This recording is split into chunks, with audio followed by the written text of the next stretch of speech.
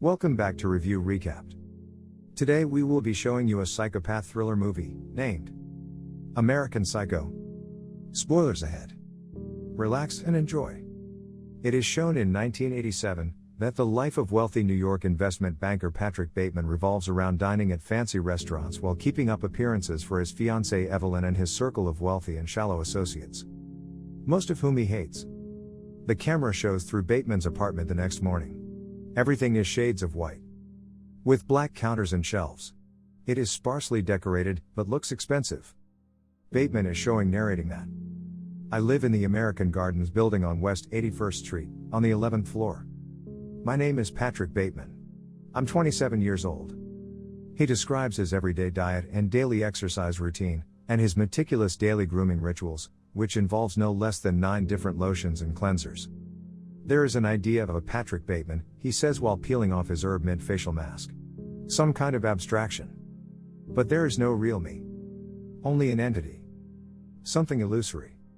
And though I can hide my cold gaze, and you can shake my hand and feel flesh gripping yours, and maybe you can even sense our lifestyles are probably comparable, I simply am not there."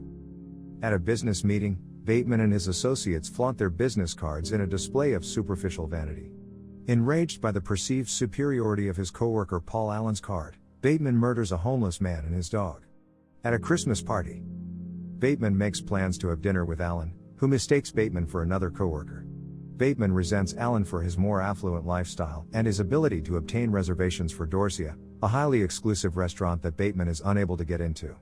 Bateman manipulates Allen into getting drunk and lures him back to his apartment. While playing music, Bateman lectures Allen about the artistic merits of the song, before proceeding to murder him with a mirror-polished axe. After disposing of the body, Bateman breaks into Allen's apartment and leaves a phony message on his answering machine, saying that Allen has gone on a business trip to London. Bateman is later interviewed about Allen's disappearance by private investigator Donald Kimball. Later we see Bateman takes 2 prostitutes, whom he names Christy and Sabrina, to his apartment and share his opinions of the band Genesis. After they have sex, Bateman brings out instruments he uses for bodily harm. They later leave his apartment beaten and bloodied. Bateman's colleague Louise reveals a new business card, reminding Bateman of Allen's card. Bateman tries to strangle Louise in the restroom of an expensive restaurant, but Louise mistakes the attempt for a sexual advance and declares his love for Bateman, who flees in a panic. After murdering a model, Bateman invites his secretary Jean to dinner, suggesting that she meet him at his apartment for drinks. When Jean arrives, unbeknownst to her, Bateman holds a nail gun to the back of her head while they chat. When he receives a message from Evelyn on his answering machine, he asks Jean to leave. Kimball meets Bateman for lunch and tells him he is not under suspicion in Allen's disappearance. Detective Kimball interviews Bateman again and, while Kimball harbors his own doubts of Bateman, he reveals that a colleague of Bateman's claims to have spotted Paul Allen in London, calling into question the entire investigation. Bateman is initially relieved by the news, but is perturbed and begins to doubt himself. Bateman invites Christy and his acquaintance Elizabeth to Allen's apartment for sex, and kills Elizabeth during the act. Christy runs, discovering multiple female corpses as she searches for an exit. A naked Bateman chases her and drops a chainsaw on her as she flees down a staircase, killing her. Bateman breaks off his engagement with Evelyn. That night, as he uses an ATM, he sees a cat and the ATM displays the text "Feed me a stray cat." When he prepares to shoot the cat, a woman confronts him, so he shoots her. A police chase ensues, but Bateman shoots and kills the cops and blows up a police car. Fleeing to his office, Bateman enters the wrong building, where he murders a security guard and a janitor. In an office he believes is his, a police helicopter shines a light on Bateman. He hides and calls his lawyer Harold Carnes and frantically leaves a confession regarding the many murders on Carnes's answering machine. The following morning, Bateman visits Allen's apartment, expecting to clean up Allen's remains, but it is vacant and for sale. He pretends to be a potential buyer, but the realtor tricks Bateman into revealing that he is not there to buy the apartment. She then cryptically tells him that the apartment does not belong to Paul Allen, before ordering him to leave. Detective Kimball meets with Bateman for a 3rd time. Although Bateman is terrified he will be found out, Kimball assures him that several witnesses saw Allen in London, and Kimball tells Bateman that Allen probably just skipped town on vacation for a few weeks. Patrick is stunned.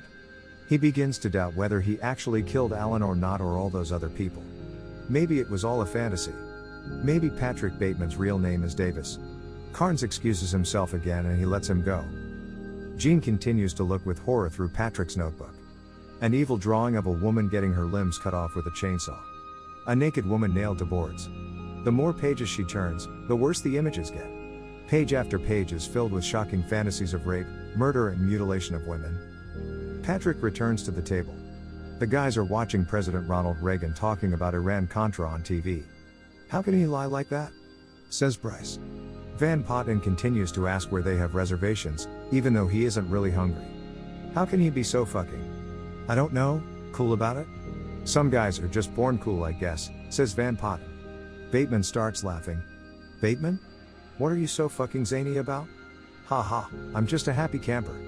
Rockin' and A-rollin'. Turning back to Reagan on the TV, Bryce says he presents himself as this harmless old codger, expressing inside doesn't matter. The movie ends showing a perplexed Bateman narrating, believe it or not Bryce, we're actually listening to you, says McDermott. Bryce asks Bateman what he thinks. Whatever. Van Patten says he doesn't like dry beers and needs a scotch. Bateman looks over the faces of the people in the room as he narrates. There are no more barriers to cross. All I have in common with the uncontrollable and the insane, the vicious and the evil, all the mayhem I have caused and my utter indifference toward it I have now surpassed. My pain is constant and sharp. And I do not hope for a better world for anyone. In fact, I want my pain to be inflicted on others, and no one to escape. My punishment continues to elude me. My confession has meant nothing. Thanks for watching. Please subscribe and turn on notification to help us grow and enjoy more movies like this.